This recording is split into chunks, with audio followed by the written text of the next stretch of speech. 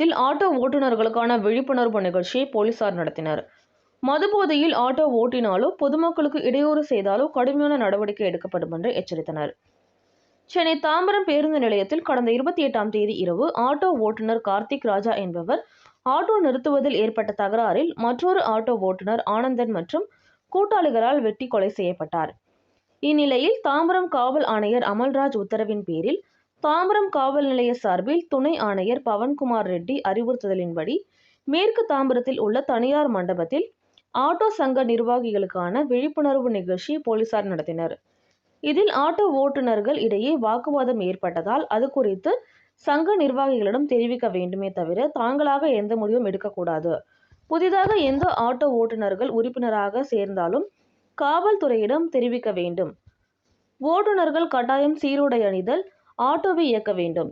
ஒழுங்கு நெறிமுறைகளை மீறி ஆட்டோ ஓட்டுநர்கள் மீது மதுபோதையில் பொதுமக்களுக்கு இடையூறாக செயல்பட்டால் அவர்கள் மீது கடுமையான நடவடிக்கை எடுக்கப்படும் என்று அறிவுரை கூறி விழிப்புணர்வை ஏற்படுத்தினர். இதில் 300க்கும் மேற்பட்ட ஆட்டோ ஓட்டுநர்கள் விழிப்புணர்வு நிகழ்ச்சியில் கலந்து கொண்டனர். அவர்களிடம் முறையான முகவரி, தொலைபேசி எண்கள் போலீசார் பெற்றுக்கொண்டனர். மேலும் ஷேர் ஆட்டோக்கள் ஒழுங்கான முறையில் பயணிகளை ஏற்றி செல்ல வேண்டும் என்றும் போலீசார் அறிவுறுத்தினர்.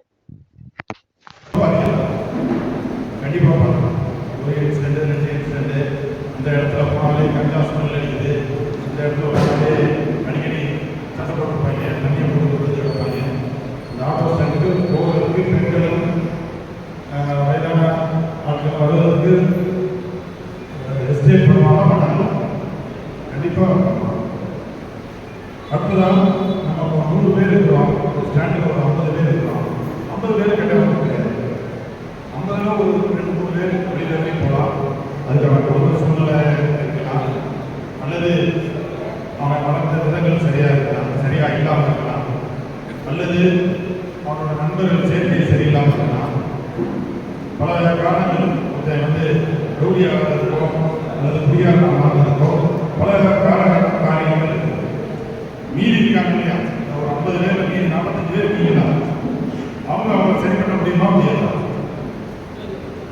ஏதாவது பேசுங்க, சரி பண்ணலாம்.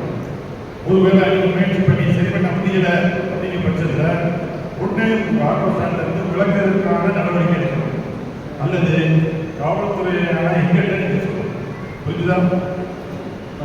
நம்ம ஒரு இன்சிடென்ட் நடந்த பிறகு நாங்கள் போய் பார்க்க கேட்கும்போது நம்ம இதை எப்பவுமே இதை நாங்கள் சொல்லி அவங்க கேட்கல.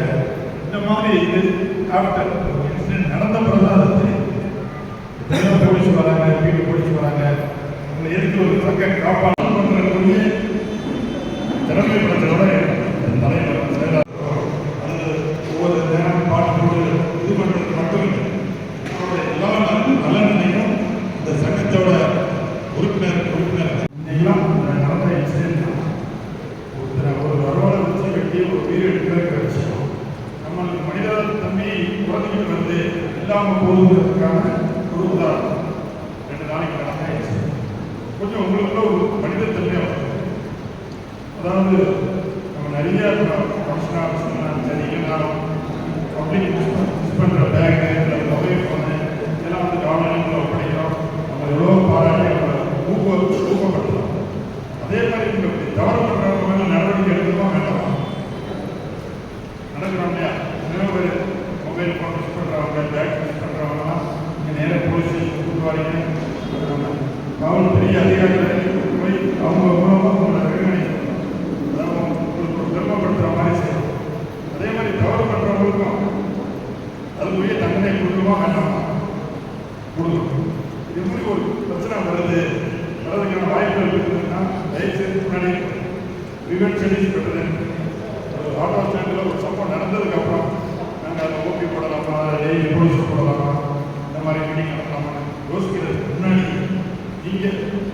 நீங்களாக இந்த மாதிரி ஒரு சின்ன எங்களுக்கு ஒரு சின்ன பிரச்சனை அப்படிங்கிற மாதிரி சொன்னால் அதை சால்வ் பண்ணுறதுக்கான சாத்தியக்கூறுகளை நாங்கள் ஆராய்ச்சி அதற்கான முடிவுகள் இதுக்கு உங்களோட முழு ஒத்துழைப்பு. திருப்பி சொல்கிறேன், ஸ்டாண்டில் 100 பேர் இருக்கிறாங்க, 200 பேர் இருக்கிறாங்க அப்படிங்கும்போது எல்லாருமே அவரோட பொறுப்பு காணிக்கணும். பொதுமக்களுக்கு பிள்ளைகளுக்கு இப்போ ஃபீஸ் கட்டணும், அதுக்காண்டி தான் நம்ம இருக்கணும். இந்த நேரத்தில் நம்மளுக்குள்ள உள்ள ஒரு ஈகோ, அவன் முன்னாடி போட்டான், அவன் பின்னாடி போட்டான், அவன் நகைக்கையோட ஒரு புதுசாக ஆட்டம் வாங்கிட்டான், இந்த இஷ்யூலாம் இருக்குது. நம்ம குடும்பத்தில் இருக்கிறோம், அப்புறம் நம்ம இருக்கிறதுலே இருக்கிறோம், அவங்களுக்குள்ளே சின்ன சின்ன இஷ்யூ வருதா இல்லையா? நம்ம அதுக்காண்டி எல்லாரும் நம்பி விட்றோமா? இன்னைக்கு சண்டை போடுறோம், நாளைக்கு சண்டை. உங்கள் அப்பன் இருக்கிற சண்டை சண்டை போடுறோம், 2 நாள் பேசுகிறோம், அப்பா அம்மா சேர்ந்து போகலையா? நம்ம இல்லை, ஒரு ஆட்டோ ஸ்டாண்டிங் தெரியாது.